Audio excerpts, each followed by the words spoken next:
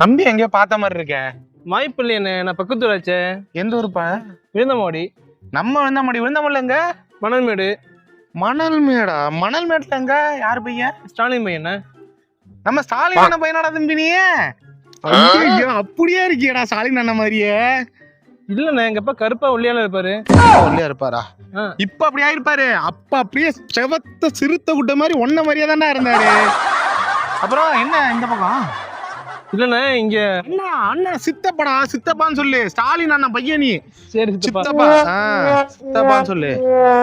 அப்புறம் இந்த வேலையா வந்தியா தம்பி? இல்லண்ணா, சும்மா அப்படி சுத்தி பார்த்துட்டு போனானு.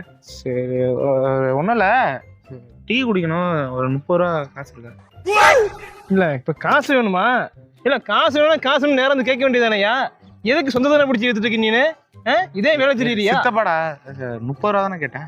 பேசாம போயிடு, கொலை பண்ணிடுவோம் நீ.